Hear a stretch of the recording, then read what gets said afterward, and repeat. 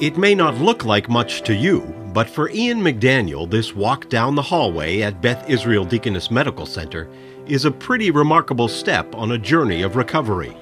A journey that began near his family home in New Hampshire as a short ride in a friend's car. It was rainy outside and the roads just weren't in very good condition at all. The only thing I remember from the accident is I came to for what couldn't have been more than a couple minutes, and I couldn't move, and I remember my face was wet and plastered against something. I didn't know it was a tree at the time. Nor did he have any idea of the extent of his injuries. First responders considered a medevac, but the weather made a helicopter flight impossible. And when the emergency room at Nashua's St. Joseph's Hospital recognized that Ian's injuries might require more blood than they had on hand, the family's journey took another turn.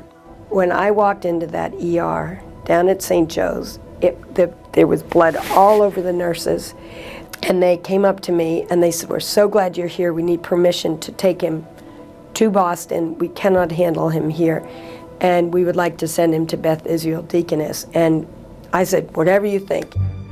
Ian's mom had a lot of time to think on the ride to Boston, and she wasn't sure what to expect. I'd always been very concerned about coming to a big hospital because you'd get lost in the shuffle.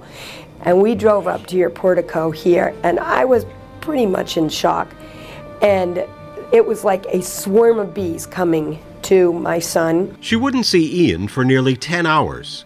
The immediate concern for surgeons was the possibility of internal bleeding. The orthopedic trauma chief on call, Dr. Ken Rodriguez, would have to wait. He had an open tibia fracture, meaning that the bone was exposed on his leg, and that he was getting a compartment syndrome, as well as a femur fracture, which was not open, but it was also fairly serious. Ian's mother was waiting too, but grateful for the regular updates, which ensured that she was not lost in the shuffle. The wonderful people that came, because when somebody's hurt that much, you've got to know what's happening. That just gives you a level of comfort. These families are in crisis along with the patient. It's a very stressful situation to them. I find a couple things help the most: empathy and open communication. Ian spent the first of his 2 weeks at Beth Israel Deaconess Medical Center in the Trauma Intensive Care Unit, where Denise DiMarzo and Christine Bertoni practice the art of bringing a patient and their family back to health. All new information that we know, we try to tell them as soon as we can. Support them emotionally, make sure that they're also taking care of themselves. You know, they're eating, they're drinking, they're sleeping. The combination of extreme training, such expertise, such incredible technology, but such incredible bedside manner and education made it really possible for us to make a horrific situation better than bearable. Their strength gave us the strength to, continue it in a positive way once we left.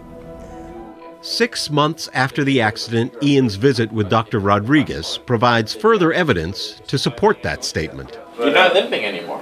Yep, I'm doing That's very good. He has regained a full range of motion and nearly all his strength. Which means that I walk without a limp for the most part, and I appear all in all normal. The scars are now the only sign of injury, only visible signs, that is, X-rays and airport metal detectors notwithstanding.